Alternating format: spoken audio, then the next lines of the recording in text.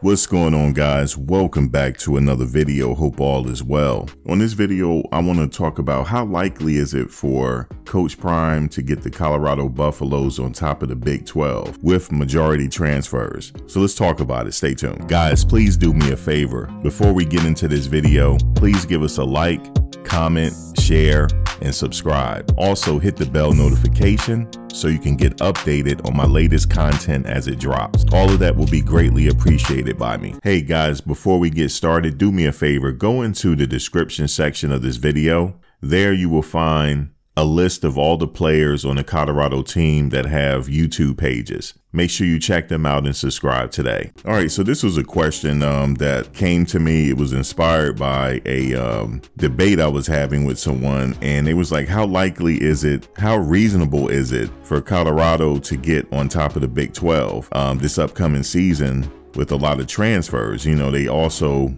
the previous season, they had a record number of transfers come in through the transfer portal. Is it likely for them to be on top and expect to be bowl eligible and things like that? Not only just bowl eligible, but on top of the Big 12. And I think it is very possible. The reason why I say that is because there's two ways that Coach Prime could have tackled this situation. He could have stayed with the team he inherited and then waited a few years and then built that way. Because, you know, you got to wait for people to graduate. Some people decide they want to leave. It would take more than 3 to 4 years, maybe 5, going the traditional route, being that before he took over the team, they were 1-11, right? Or you can go out and recruit heavy in that transfer portal. Transfer portal is different than it was years ago, you know, when people transferred. Now it's almost like free agency. You have a lot of big name players, especially from Georgia and other places, getting in that transfer portal, where traditionally they could have stayed there their whole 4 years. But you have a lot of quality players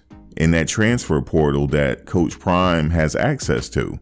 And also he has access to resources that make this possible. Albeit the first season he came in, he may not have had access to the resources that he have now. Obviously he has access to something where he getting all these big names coming in there. And it was a rebuilding phase. It was like he was laying the foundation. He did get a lot of players in the transfer portal. And in my opinion, he got a lot of quality players in that transfer portal. Xavier Weaver, Jimmy Horn, I mean, the list goes on and on. You know, he was able to acquire these players. So he laid the foundation.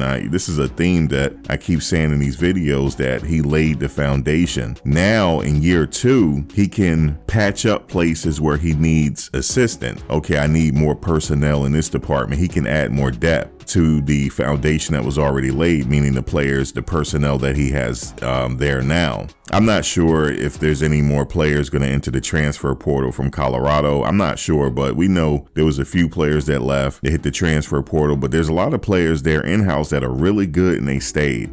So that's the foundation, right? So now the players, if he had to tackle that offensive line, he thought that was very important. The reason why he thought that was very important, because Shedeur took a record number of sacks this past season. He was the NCAA leader in getting sacked, and it's not a good thing. So that was the main thing that he had to address first, that offensive line. And I thought he did a really good job this year in the transfer portal. He got all starters. He got the dogs, man. The dogs are there. They're coming. And we're going to start to see them come in sometime in January. So he addressed that offensive line. And like I said, now the defensive line, you know, you're going to hear a lot of news about the defensive line coming in, so that's going to be very important. And he did pick up a quality wide receiver, you know, to replace Xavier Weaver. He also has a new offensive line coach. I think Pat Shurmur will stay as the offensive coordinator. I'm not sure, but he still have the defensive coordinator there. There's a lot of good building blocks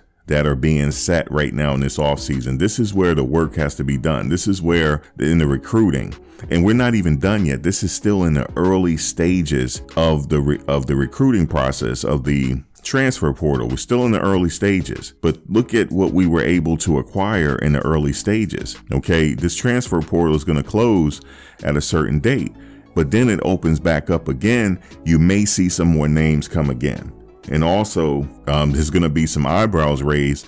I believe there's some really big name players coming on that defense. So with all that being said, it is very possible Colorado can be at the top of the Big 12 next season. They're definitely going to be bowl eligible. That's just my opinion for what I see now. I see where this is headed. And I'm being realistic. And people know when I do this commentary, I really give an objective opinion, you know, and my objective opinion and what I'm seeing here, I'm seeing a lot of great things being developed here. And so with that being said, yes, I think it is very reasonable to think, if you're a fan of Colorado, that they are going to be a contender next year. Definitely going to be bowl eligible. That's not a problem. To be bowl eligible, what? You got to win 6 games? They're definitely going to do that. And there's going to be a lot of exciting games that I'm marking on my calendar. You know, that CSU game I'm marking on my calendar just for what Jay Norvell's wife said, the Colorado State coach. You know, it makes it exciting. You know,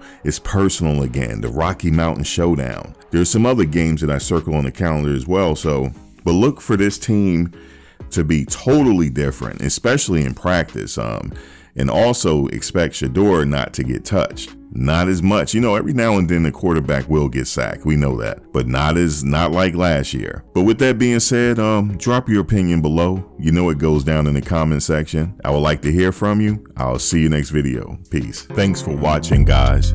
But before you go, please like, comment, share, and subscribe. Also hit the bell notification so you can get updated on my latest content as it drops. If you have any video ideas, feel free to leave a comment below. Take care.